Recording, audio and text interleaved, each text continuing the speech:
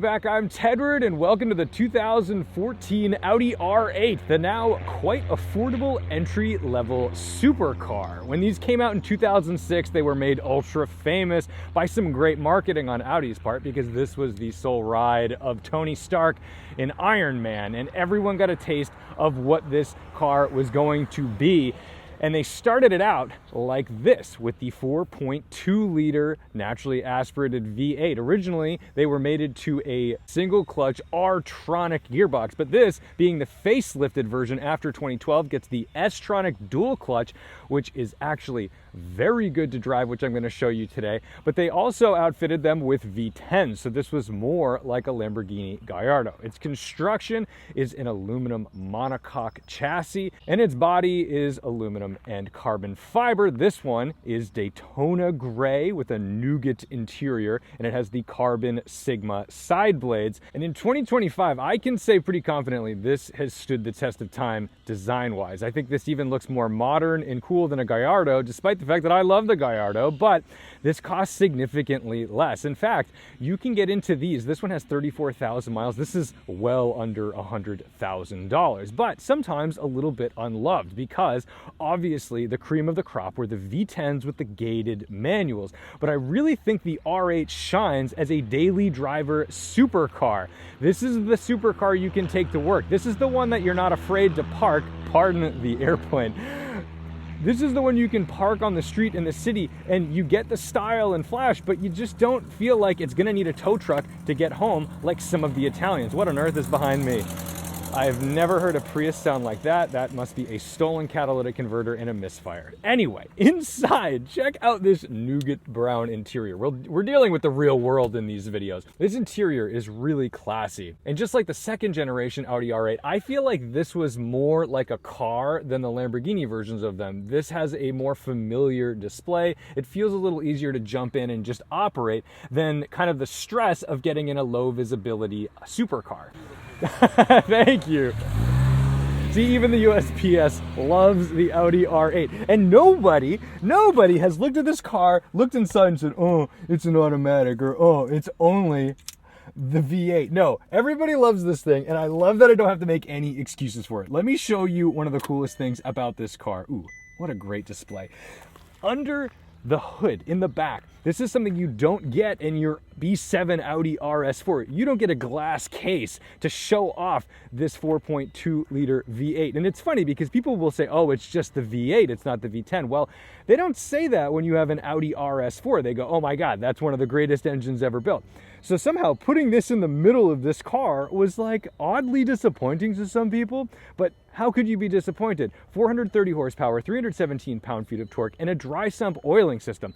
The other thing about it, let's pop it open.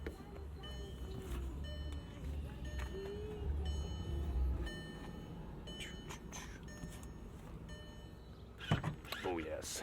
When we pop this open, you can see this giant intake plenum, but you can see how low in the car they managed to bury this engine. So these things handle like a dream.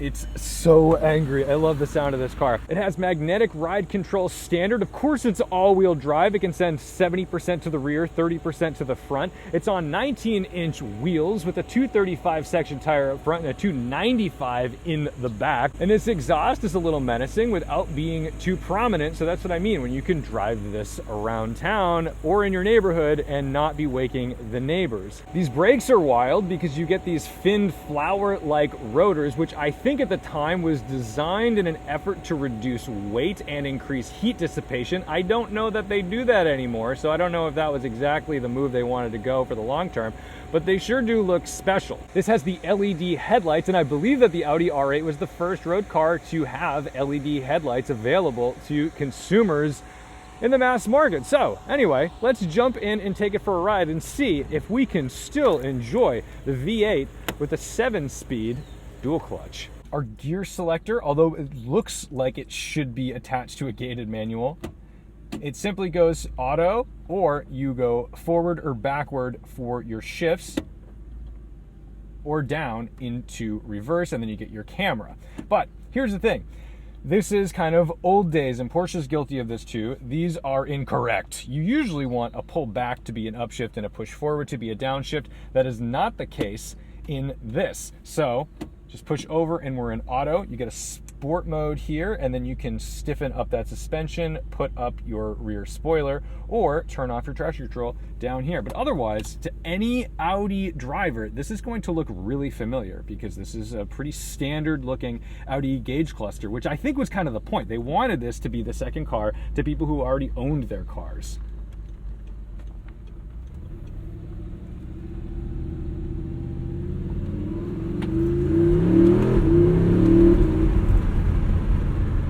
Just for kicks, we ripped off a couple shifts to show you what that is. I mean, this is a fast transmission.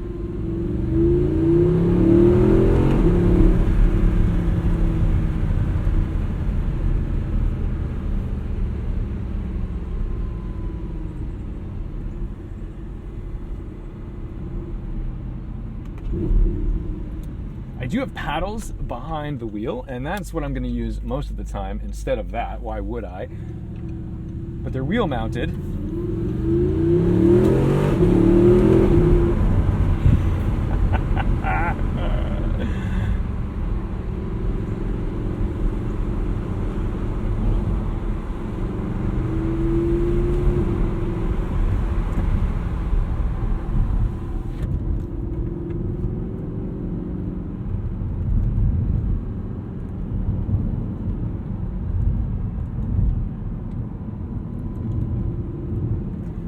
Unlike a lot of supercars, this doesn't feel particularly wide. It feels really maneuverable. Like, it belongs on normal roads. I know that I could get it through a nice tight city street or something like that and not worry about the sides of the car. You know, I know this isn't Aventador territory. We're gonna let this chipmunk survive, unlike the way we did about here in my M5 video. Unlike an Aventador where you feel like, oh, good God, are we going to fit? We might have to turn around. This, it's like a normal car. It seemingly has the dimensions of a normal car, and that's really helpful. One of the first things I've noticed is that this steering, it's a bit heavy, but I don't think it's any heavier than, say, my E39 M5. So it's not heavy in a way that it's cumbersome. It's just a little heavier than I anticipated it being, but I still get plenty of texture through the rack because it's hydraulic. There's not a whole lot between me and the road.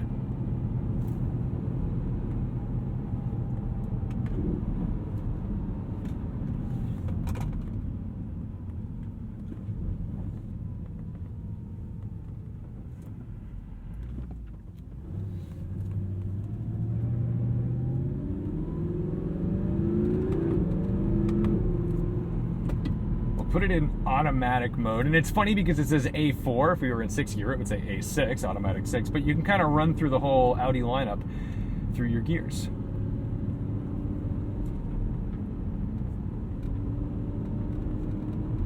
Guess you can do that with manual mode too, because now it says M5. They should have done S.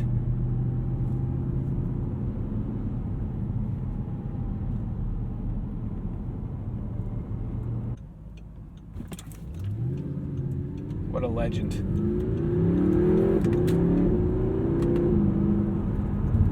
I went for the upshift thinking that I was still in manual mode. I had mistakenly put it back in automatic, but that's how fast this thing shifts. It's like actually a shockingly good transmission. I think the only thing that dates these sort of older, I mean, it's only 10 years, but 10 years is a long time technologically. The only thing that dates these dual clutch transmissions is sort of the way they get off the line, and PDK has just proven to be the best of the best in that regard, and a lot of others have just migrated back to the ways of the torque converter automatic by way of the ZF8. Not a bad thing. They are quite good, and you don't have to replace the clutch packs like you would in, say, your DSG Golf or GTI.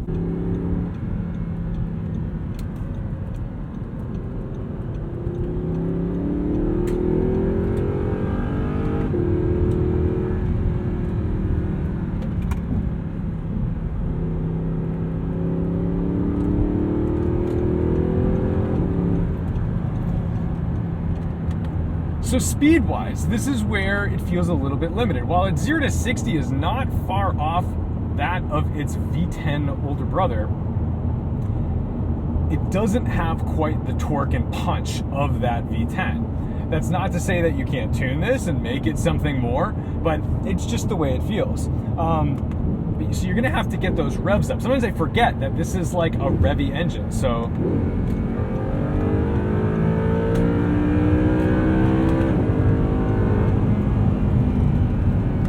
And in my brain, I hear the sound because the 4.2 liter, it has a really grunty sound to it. And to me, grunty sound means torque, and that's not what this is. It doesn't have torque. You have to run this more like an E92 M3 than a Camaro SS. So I do have to like reframe my brain a little bit around this engine, and it's not going to take me long, but it's been a while since I've driven this. Talk about a grand tourer. I mean, this just wants to sit at, it's barely pushing anything. I mean, look at this, 85 miles an hour, 2,500 RPM. It could not be happier just sitting at speed. We're gonna keep a bit of distance because I don't wanna collect any rocks from this dump truck.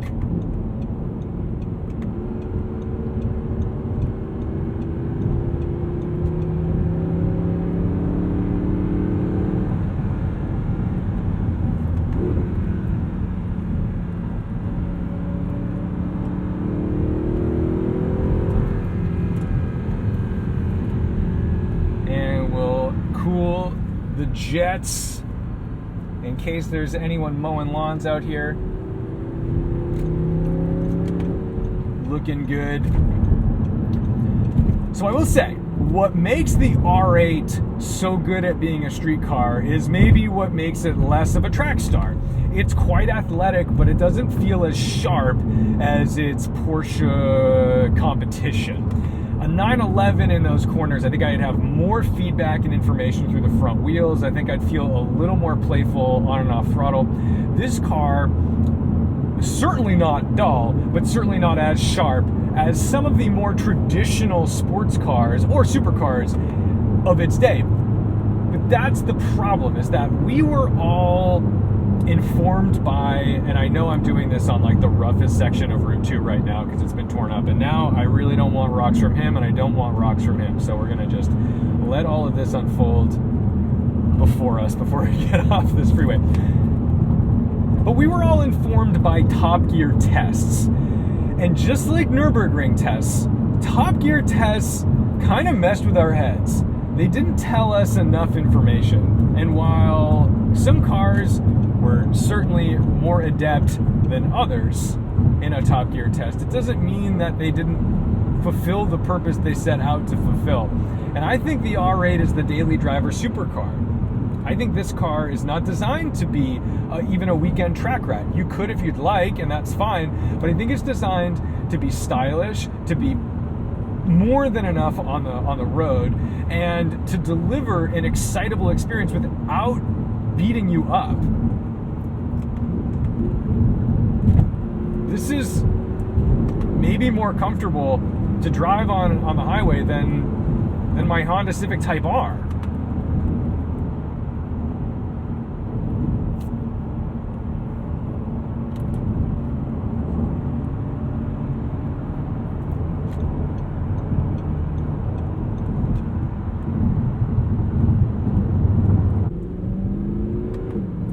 Also worth noting the quality of this interior, the car in general, but most notably this interior. I have sat in a lot of Gallardos. They disintegrate. They kind of fall apart. He's being a good boy. All right, I wasn't sure if he was going to cut that corner with that trailer. We didn't want to have an incident.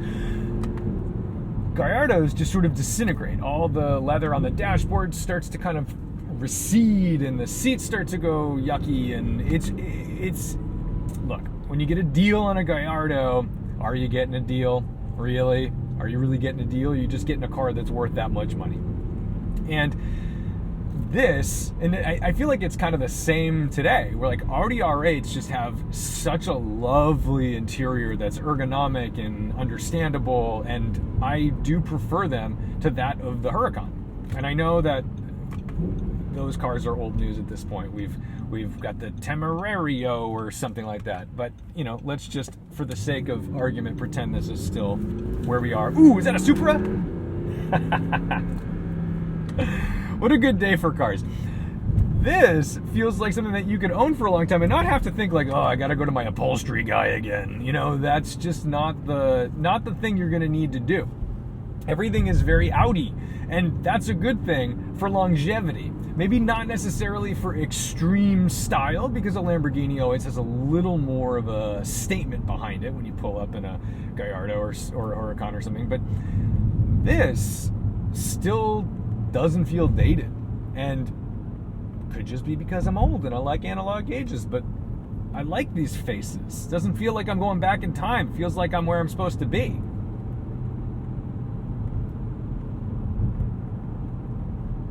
Oh, and the Germans are pragmatic. Everything has a reason. Form follows function. And while this has a beautiful form, it also has really good visibility for a mid-engine car.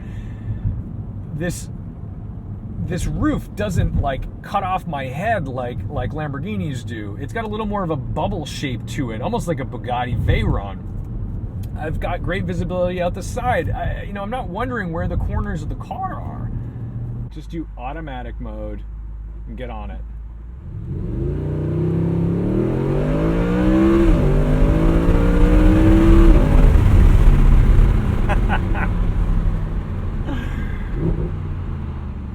What a monster. Dude, this thing revs out so high.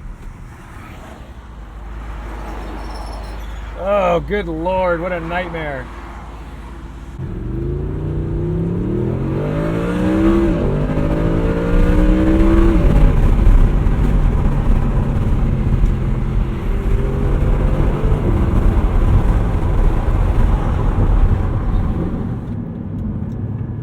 Correct way to do bumps. Not a bad bump.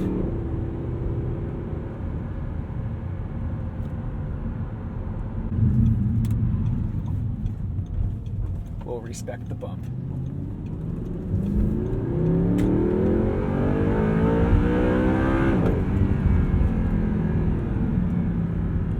What a sound. And we'll shut it down past the people because we're respectful little doobies out here. So I'm going to bring this thing back to Garage 42, but this has been a real nice little afternoon with the first generation facelifted Audi R8 with the V8 and the S-Tronic, and I'm actually excited to have driven it with the base engine and the non-manual setup, because I think this is the one that it's easy to look at and say, well, I wouldn't get that one. Well, maybe you would, because today, for like $75,000, is this not a wonderful driving experience for the money that you can use all the time, and maybe even in the winter because all-wheel drive? And yes, you can absolutely find snow tires to fit this thing. It's going to be great.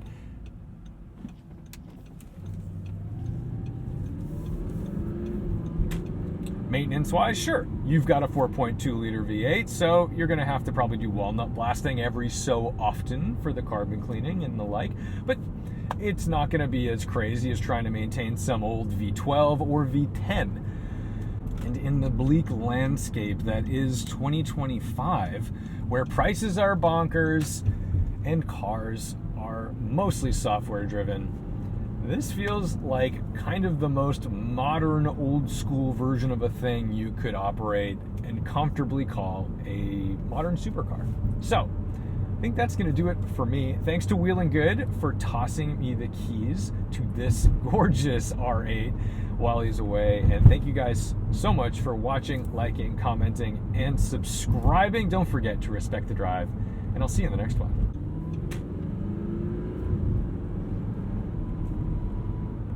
Look how chill this thing is around town. This is wonderful.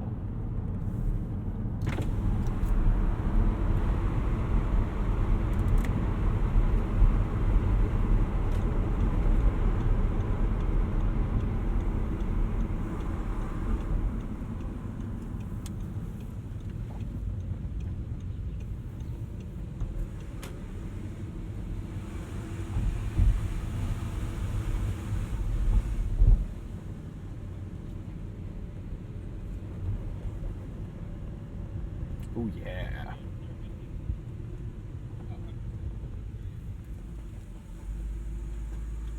Back to Garage 42. All right, shut her down. neutral, handbrake, and then kill it.